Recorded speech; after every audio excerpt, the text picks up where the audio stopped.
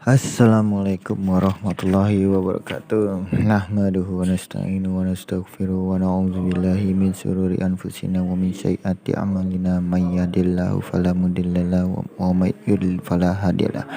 Asyhadu an la ilaha illallah wa asyhadu anna Muhammad abduhu wa rasulullah nabiyya ba'da. Alhamdulillah, pada kesempatan pertemuan kedua ini kita diberikan kesehatan, kesempatan dan taufik dan hidayah serta rahmat oleh Allah Subhanahu wa taala. Selawat bering salam kita aturkan kepada Nabi besar Nabi Muhammad sallallahu alaihi wasallam dan beserta sahabat dan keluarganya. Semoga dengan memperbanyak selawat kepada beliau kita mendapat syafaat nanti di yaumul akhir. Amin amin ya rabbal alamin. Baiklah anak-anakku, khususnya kelas 5, kita kemarin telah Ustadz berikan tugas, yaitu membaca posisi strategis Indonesia sebagai poros maritim dunia, ya. Kita ketahui bahwa posisi Indonesia sangat strategis, ya, karena Indonesia diapit oleh dua benua, yaitu benua Australia dan benua Asia. Sedangkan samudra kita diapit oleh dua samudra, yaitu Samudra Hindia dan Samudra Pasifik, ya. Kemudian akan kita memiliki kekayaan alam yang tidak dimiliki oleh negara-negara lain, ya, terutama dalam hal penghasil ikan terbesar di dunia, ya. Kondisi wilayah geografis Indonesia, tentunya yang kita bahas adalah letak, luas dan batas-batas negara Indonesia. Kemudian apa itu letak astronomis di Indonesia, di mana ada letak geografis, ada letak geologis, ya. Kemudian batas-batas negara Indonesia, kita akan mempelajari batas-batas negara Indonesia. Kemudian luas dan batas teritorial negara Republik Indonesia.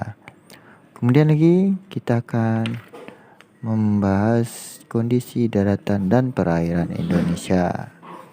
Ya, setelahnya kita akan membahas apa sih pengertian dari poros maritim dunia, ya.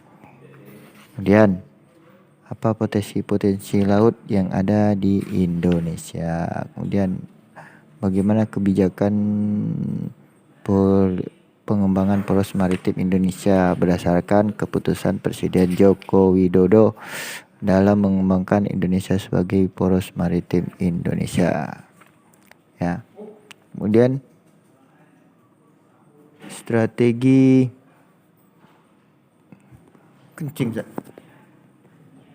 apa itu strategi pengembangan Indonesia sebagai poros maritim dunia, ya. Mungkin yang kita akan pertama kita akan memasuki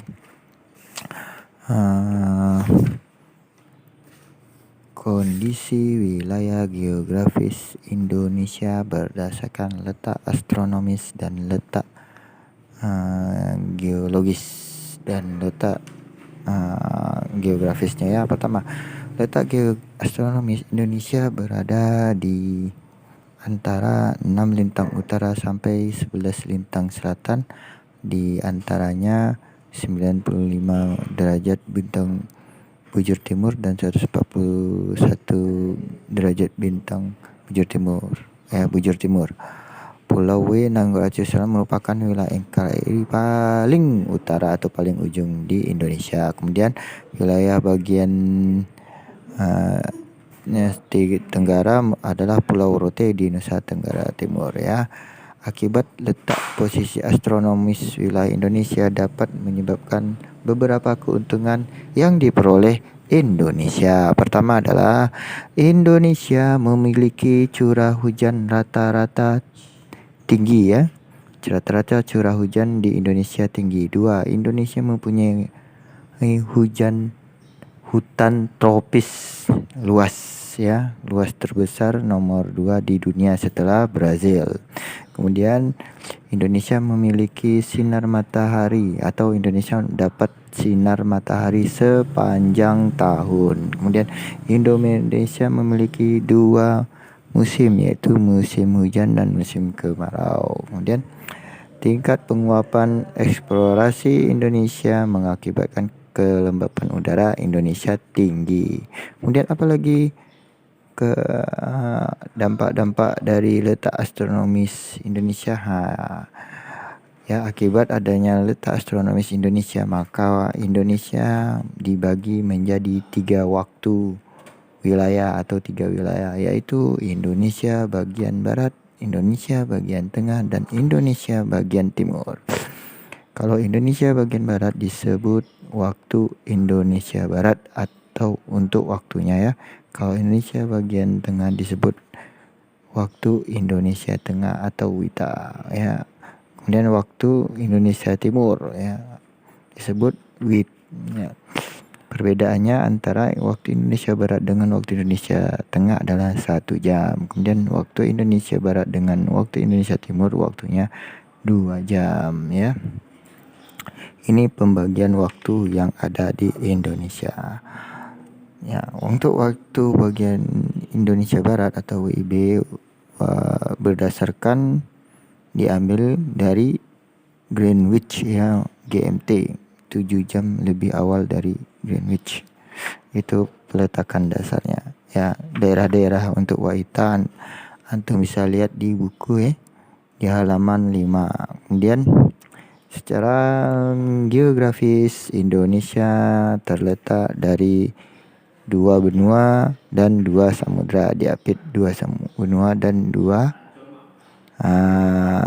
samudra ya. Antum bisa lihat di gambar ya. Akibatnya Indonesia menjadi poros maritim dunia atau negara kepulauan dengan intensitas pelayaran atau jalur lewat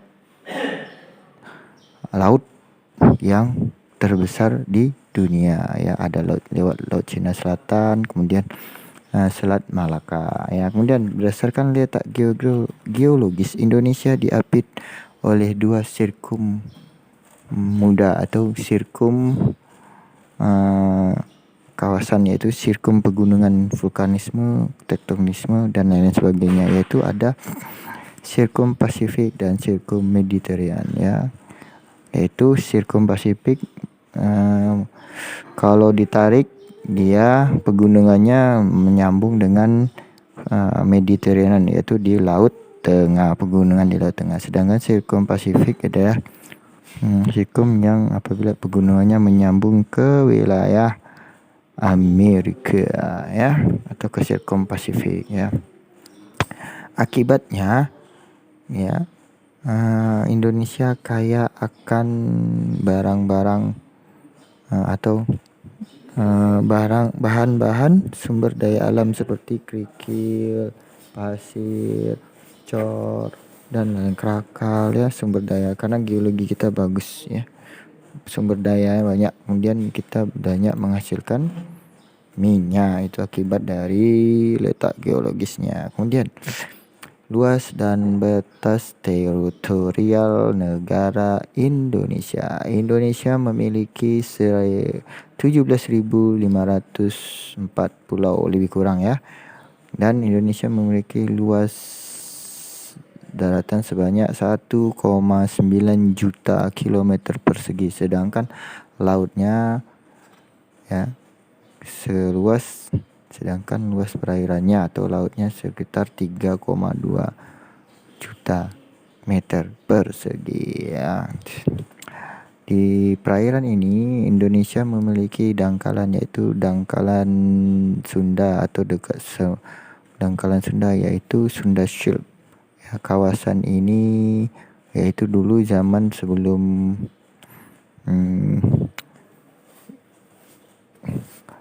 benua es atau zaman es, Indonesia atau wilayah Sumatera, Jawa, Kalimantan, dan Malaysia itu bersatu ya. Akibat mencairnya es maka jadi lautan, ada kenaikan air laut mengakibatkan Pulau Sumatera, Pulau Jawa, dan Pulau Kalimantan serta Malaysia itu terpisah ya. Kemudian lagi ada dangkalan Sahul. Dengan dangkalan Sahulnya adalah apa tuh dangkalan Sahul? Dangkalan Sahul adalah sewaktu zaman es dulu Pulau Irian Jaya dan benua Australia menyatu ya.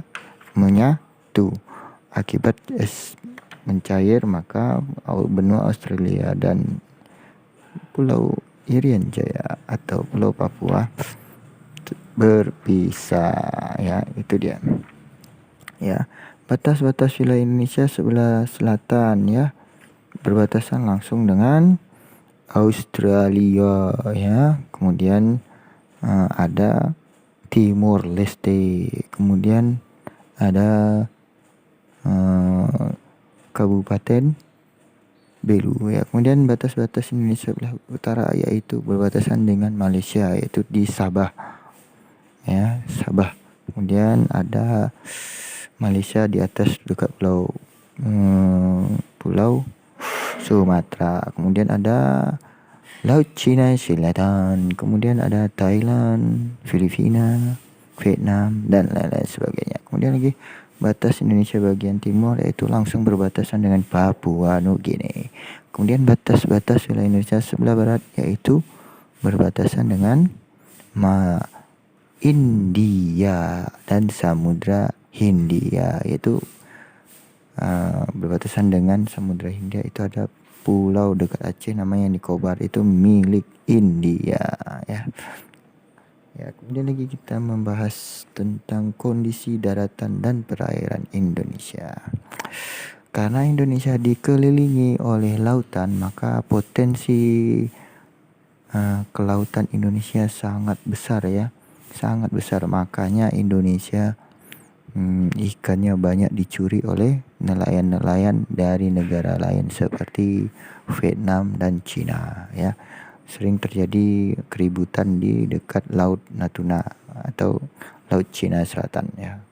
Ya, berdasarkan kondisi daratan dan perairan, kita memasuki atau membahas kondisi pertanian Indonesia ya. Pertanian negara Indonesia merupakan negara pertanian. Karena apa?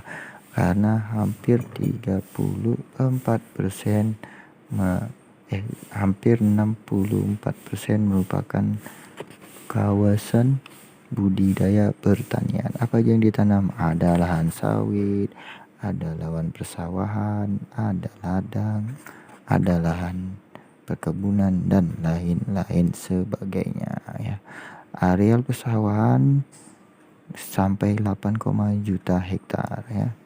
Kemudian Tegal yaitu 12,2 juta dan lain-lain sebagainya. Apa yang dihasilkan dari pertanian? Banyak. Ada tebu, ada padi, ada sawit, sayur mayur, yang sebagiannya diekspor ke luar negeri. Kemudian lagi kondisi pertambangan ya.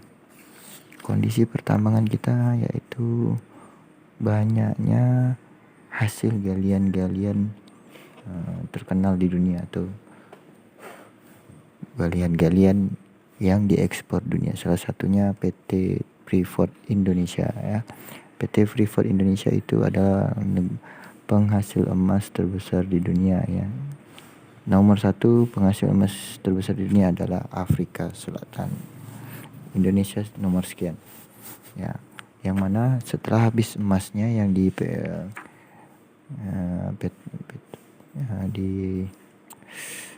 Papua itu di bawahnya ada tembaga ya. Tembaga. Apa aja potensi Indonesia? Ada batu bara, ada semen, ada minyak bumi, ada nikel, ada timah, ada besi, dan lain-lain sebagainya ya. Rata-rata semua diekspor ke luar negeri. Yang kemudian lagi kondisi perairan Indonesia, karena Indonesia diapit oleh 2 benua dan dekat Laut Cina Selatan, maka Indonesia menjadi negara yang berpotensi kelautannya sangat banyak. Tetapi Potensi kelautan kita banyak dimanfaatkan oleh negara-negara lain untuk mencuri ikannya. Akibatnya nelayan-nelayan kita hanya bisa mengambil atau mencari ikan di dekat laut-laut dangkal, tidak bisa mencari ikan di laut-laut dalam seperti Laut Cina Selatan ya. Tidak bisa. Kenapa? Karena peralatan nelayan yang sederhana. Kemudian kita lihat lewat wilayah di dalam gambar, kita lihat wilayah perairan Indonesia dilalui oleh kapal-kapal dagang di dunia. Ya, salah satu contohnya jalur laut ya, jalur laut untuk perdagangan. Jadi kapal-kapal di dunia melewati Indonesia. Kapal-kapal itu biasanya melewati Laut Cina Selatan ke Selat Malaka, kemudian Laut Cina Selatan ke Selat Sunda, kemudian Laut Cina Selatan, Samudra Pasifik ke Laut Sulawesi, kemudian ke Selat Lombok, kemudian lewat Samudra Hindia atau dekat sama Australia ya. Itulah dia jalur-jalur perairan di Indonesia. Indonesia menganut konsep negara-negara yang menandatangani perjanjian UNCLOS tahun 1982 yang mana menerapkan zona ekonomi eksklusif. Apa itu zona ekonomi eksklusif?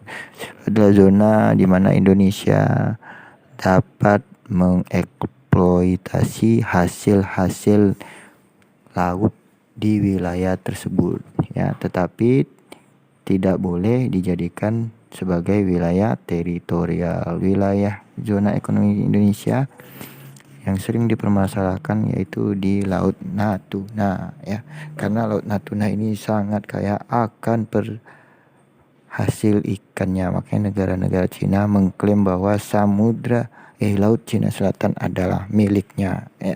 Sampai beberapa kali sering bentrok ya.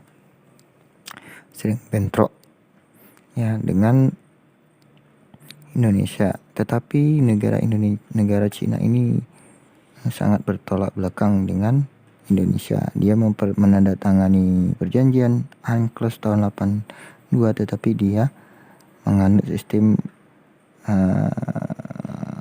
negara satu Cina ya. Jadi Laut Cina Selatan itu diklaim bahwa itu punya dia ya, itu dia.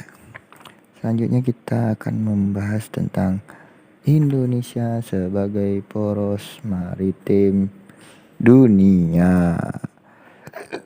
Indonesia sebagai poros maritim dunia meliputi pengertian apa sih pengertian Indonesia sebagai poros maritim dunia ya. Pengertian Indonesia sebagai poros maritim dunia adalah poros maritim berarti semua kegiatan-kegiatan pengangkutan barang dan orang melalui laut, kegiatan kenavigasian, perkapalan sebagai sarana modal transportasi laut yang ada di Indonesia atau melewati laut. Ya, tadi sudah saya bilang bahwa Indonesia adalah merupakan jalur lewatnya kapal-kapal dunia yang mengangkat barang. Ya, kita sangat sibuk ya. Negara kita sangat sibuk jalur transportasi laut. Makanya kita dibuat menjadi poros maritim dunia. Ya, poros maritim berarti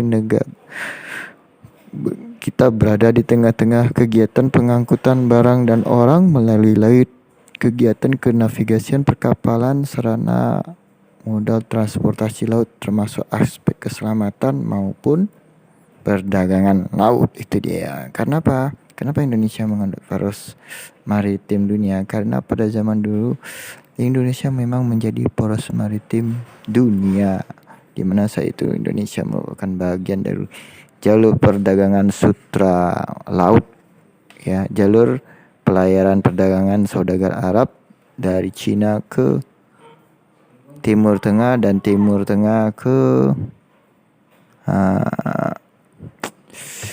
ke Cina. Begitu juga sebaliknya ya. Makanya dulu Sriwijaya menjadi tempat persinggahan ya. Itu salah satu kenapa Indonesia menganut sistem poros maritim dunia.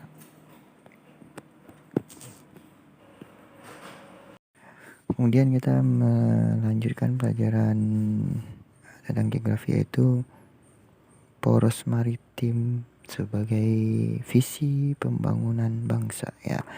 Dalam program Kabinet Presiden Joko Widodo bahwa Indonesia harus berfokus pada poros maritim Indonesia, poros maritim atau negara berporos maritim dunia ya, sebagai visi pembangunan bangsa yang dikemukakan oleh Bapak Presiden kita Joko Widodo ya. Poros maritim dunia dapat dilihat sebagai sebuah visi atau cita-cita negara kita atau cita-cita negara Indonesia yang ingin ingin dibangun oleh Presiden Jokowi. Dalam konteks ini, gagasan poros maritim merupakan bagian atau sebuah seruan besar untuk kembali ke jati diri bangsa Indonesia ya, sebagai negara kepulauan atau negara yang bergerak di bidang kepulauan atau ke perairan atau ke lautan ya. Sebagai identitas Indonesia sebagai identitas nasional, yaitu sebagai negara kepulauan yang diharapkan akan mewujudkan bentuk Indonesia sebagai kekuatan maritim yang bersatu, sejahtera dan berwibawa. Tentunya bersatu di sini maksudnya kita bersatu memanfaatkan ilmu, memanfaatkan kelautan kita atau sumber daya kelautan kita, kemudian menjaganya, kemudian memanfaatkannya sebesar-besar mungkin. Kemudian kesejahteraannya itu tadi, kita memanfaatkan kelautan kita untuk kesejahteraan rakyat Indonesia. Kemudian kelautan tadi, maritim tadi harus berwibawa. Dengan apa kita berwibawa kelautan kita atau poros maritim kita? Yaitu dengan dukungan dari Tentara Nasional Republik Indonesia melalui program minimal esensial ya, minimal persenjataan negara Indonesia, yaitu khususnya TNI Angkatan Laut ya. Itu dia. Kenapa Indonesia sebagai poros maritim, kenapa Indonesia menganut sistem poros maritim sebagai visi pembangunan bangsa yang dikemukakan oleh Jokowi, yaitu untuk mengembalikan Indonesia seperti dulu lagi, seperti masa jaya-jaya kerajaan Sriwijaya ya. Kemudian lagi, potensi laut dan maritim Indonesia. Slogan negara kita yaitu Jala Viva Jaya Mahe, yaitu di laut kita berjaya ya, adalah sebuah slogan yang mengingatkan akan kejayaan nenek moyang bangsa Indonesia, yaitu kemudian dulu ada lagu-lagu ya, nenek moyangku orang pelaut ya, itu dasar negara Indonesia. Karena dulu orang-orang Indonesia adalah jiwanya pelaut atau penjelajah laut. Makanya kita sangat terkenal di masa zaman kejayaan Sriwijaya. Indonesia merupakan negara kepulauan terbesar di dunia dengan luas 17.000 pulau dengan garis pantai 104.000 km dan luas lautnya 5,8 juta penduduk ya. Kemudian penduduknya 60% tinggal di pesisir pulau ya, mau pulau-pulau kecil maupun pulau-pulau besar ya. Itu ya. Kemudian Indonesia dikenal sebagai negara mega biodiversity yang memiliki keanekaragaman lautnya, yaitu hayati lautnya mencapai 40% ya. Kemudian tercatat hampir 40% barang dan jasa melewati perairan Indonesia yang memiliki nilai lebih dari 1,2 triliun dolar ya per tahun, dan potensi minyak gasnya hampir 70% berada di laut. Itu makanya Indonesia itu sangat kaya. Kenapa? Semuanya ada. Lebih baik di rumah sendiri, di rumah kita sendiri. Ya, kemudian lagi, akibat Indonesia menganut sistem poros maritim dunia dalam visi misi Kabinet Kerja Presiden Joko Widodo, maka perlu diatur kebijakan pengembangan poros maritim Indonesia ya. Kebijakan pengembangan pembangunan Indonesia sebagai poros maritim dunia harus dilandasi oleh dasar hukum. Apa dasar hukumnya? Tentu saja Pancasila dan Undang-Undang Dasar 45. Kemudian ditambah oleh perundang-undangan ya. Perundang-undangan atau undang-undang yang dibuat oleh DPR. Apa dasar kebijakan hukum kita? Ya, dasar hukumnya yaitu Undang-Undang Nomor 32 tentang Kelautan. Kemudian Undang-Undang Nomor 17 Tahun 2007 tentang Pelayaran. Semua kebijakan tersebut harus berdasarkan aturan tersebut. Jadi tidak boleh melenceng dari dua dasar hukum perundang-undangan tersebut, yaitu Undang-Undang Nomor 32 Tahun 2014 dan Undang-Undang Nomor 17 Tahun 2007 ya. Kemudian setelah kita menganut sistem poros maritim dunia pada visi misi kebijakan Presiden Jokowi Dodo, tentu ada masalah-masalah atau tantangan yang akan dihadapi oleh Indonesia dalam menerapkan poros maritim dunia di Indonesia ya. Apa tantangan-tantangan yang dihadapi oleh Indonesia ya? Yaitu negara harus mampu mengelola, mengurus, dan mengelola sumber daya yang ada di laut sebesar-besarnya bagi kepentingan rakyat Indonesia ya. Itu tantangannya ya. Apa karena ada tantangannya itu, apa yang perlu disiapkan oleh pemerintah kita? Ya, pertama pemerintah harus menyiapkan sumber daya manusia Indonesia atau membangun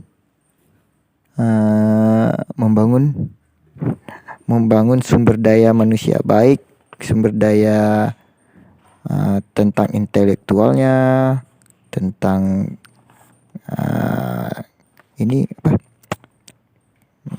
tekniknya ya, tentang bagaimana sumber daya manusia Indonesia bisa terbangun baik secara pikiran maupun teknologi, serta skill manusia Indonesia itu naik ya. Itu tugas dari pemerintah ya dalam menghadapi tantangan menerapkan poros maritim Indonesia di dunia ya. Itu tantangan atau tantangan yang dihadapi Indonesia.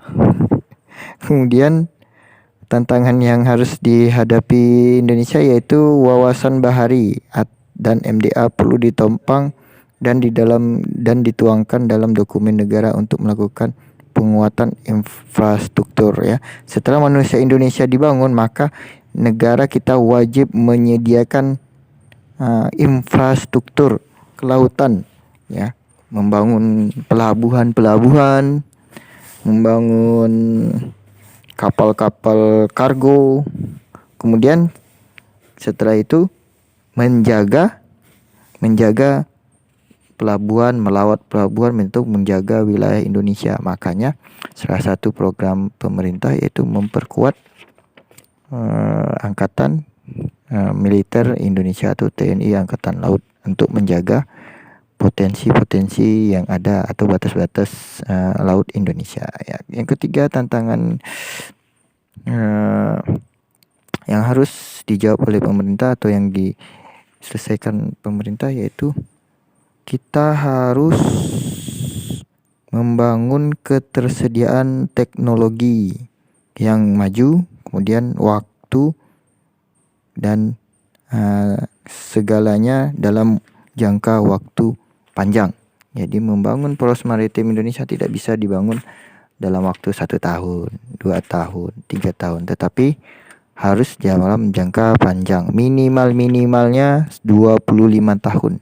Sepanjang-panjangnya 100 tahun. Dan sependek-pendeknya mungkin bisa 1 atau 2 periode. Itu pun menjadi letak dasar atau tonggak dasar pembangunan maritim dunia yang diletakkan oleh Bapak Presiden kita, yaitu siapa? Bapak Presiden Joko Widodo. Ya, selanjutnya, setelah terjawab tantangan dan permasalahan pengembangan maritim, kita akan membahas permasalahan keamanan maritim Indonesia. Ya, apa aja permasalahan-permasalahan yang akan dihadapi Indonesia dalam mencapai poros maritim dunia di Indonesia? Ya, ada permasalahan yang akan dihadapi Indonesia yang selama ini memang sudah dihadapi dan harus diselesaikan, baik secara birokrasi maupun secara militer. Ya, kalau secara demokrasi atau secara delegasi, itu biasanya dengan cara baik-baik, atau dengan cara militer, ya dengan menegakkan hukum militer Indonesia di wilayah Indonesia. Yang pertama, sengketa perbatasan maritim yang terjadi di antara sejumlah kawasan, contohnya di Natuna. Kedua, di dekat Australia. Dengan Australia sudah selesai ya. Kemudian dekat Malaysia, India sudah selesai. Dengan Filipina sudah selesai ya. Yang jadi masalah sekarang sengketa perbatasan maritim yang paling terbesar adalah di Laut Natuna dan Laut Cina Selatan. Kemudian masalah keamanan ya. Keamanan maritimnya yaitu terjadinya perompakan atau pembajakan sering terjadi di laut ya. Biasanya terjadi di selat-selat atau di laut lepas ya. Ini bahaya, makanya harus didukung sokongan militer yang kuat untuk menumpas pembajakan atau perompakan. Kemudian permasalahan terjadinya terorisme maritim. Wah, ini bahaya. Terorisme bukan hanya bisa terjadi di Indonesia. Kemudian apalagi? Ada lagi beberapa, yaitu sering terjadinya perdagangan barang atau aktivitas penyelundupan ya.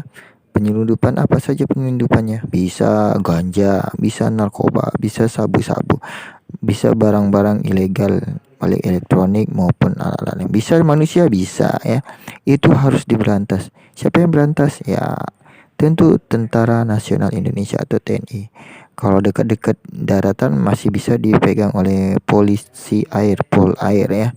Kemudian lagi penangkapan illegal fishing atau penangkapan ikan secara ilegal. Itu permasalahan yang dihadapi Indonesia selama penegakan keamanan maritim sebagai poros maritim dunia ya. Kemudian apa strategi yang dianut Indonesia dalam mengembangkan prinsip atau visi poros Indonesia sebagai poros maritim dunia ya. Presiden Joko Widodo menyampaikan 5 pilar utama dalam mengembangkan Indonesia sebagai poros maritim dunia ya. Strategi Presiden Jokowi ya dalam pengembangan Indonesia sebagai poros maritim dunia. Yang pertama, kata Presiden Jokowi Republik Indonesia ya, membangun kembali budaya maritim Indonesia. Maksud di sini adalah kita mengambil contoh negara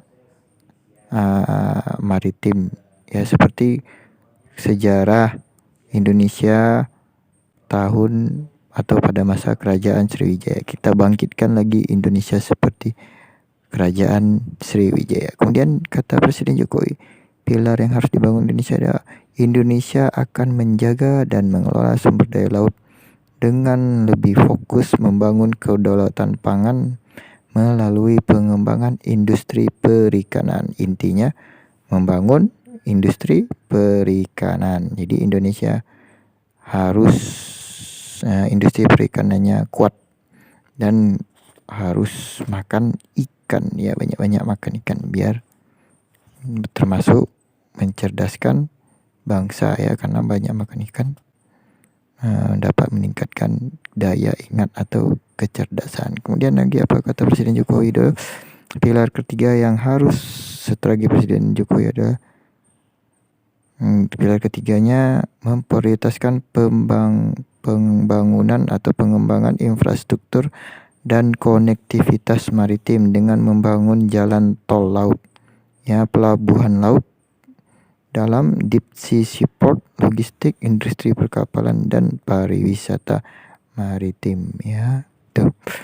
Dalam memprioritaskan pengembangan infrastruktur konektivitas maritim dengan membangun jalan tol laut tentu perlu biaya, ya.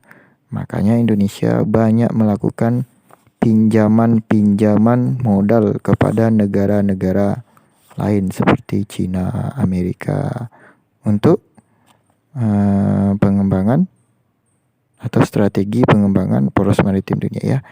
Sesuatu strategi atau kebijakan pemerintah itu kalau tidak dengan ada modal, maka strategi itu hanya omong doang, ya. Jadi harus didanai dengan dana yang besar. Karena sumber daya atau APBN Indonesia terbatas, maka kita harus ngutang dengan negara lain, ya, dengan pinjaman atau bunga lunak.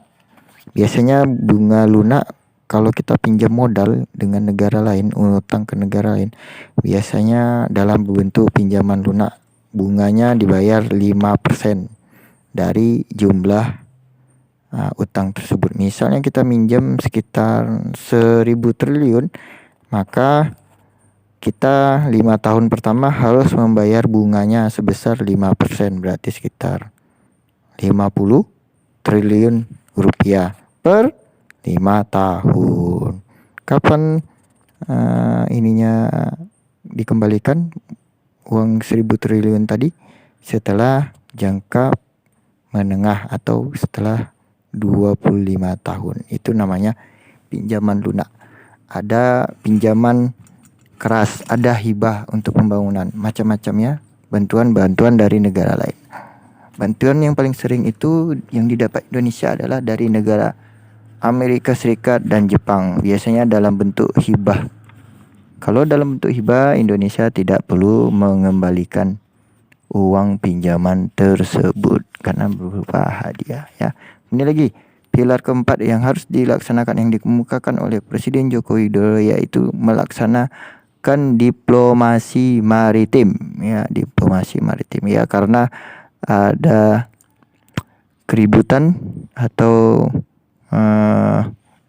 konflik di Laut Cina Selatan, khususnya di daerah Natuna, maka kita harus mengedepankan politik Indonesia yang bebas aktif. Berarti harus diselesaikan secara diplomasi dengan negara-negara kawasan termasuk Cina, ya. Karena kalau kita menggunakan militer kita belum siap, ya. Terbangkan pesawat aja, pesawatnya belum perang sudah jatuh, ya, sudah 2 kali jatuh. Ya, kemudian lagi pilar kelima yang dikemukakan oleh Presiden Jokowi dalam mengembangkan strategi poros maritim dunia Indonesia, yaitu adalah membangun kekuatan pertahanan militer atau maritim, ya, dengan memperkuat TNI Angkatan Laut, ya. Itulah pelajaran tentang keadaan Indonesia secara geografis, kemudian apa itu apa itu poros maritim dunia, dasar-dasar hukum poros maritim dunia, siapa yang mengemukakan poros maritim dunia, kemudian visi misi poros maritim dunia, kemudian apa strategi pengembangan poros maritim dunia, kemudian apa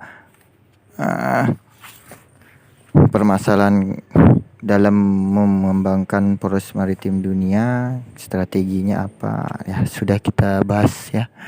Mungkin demikian yang bisa Ustaz sampaikan pelajaran kali ini di bab 1 geografi. Lebih kurang dan mohon maaf.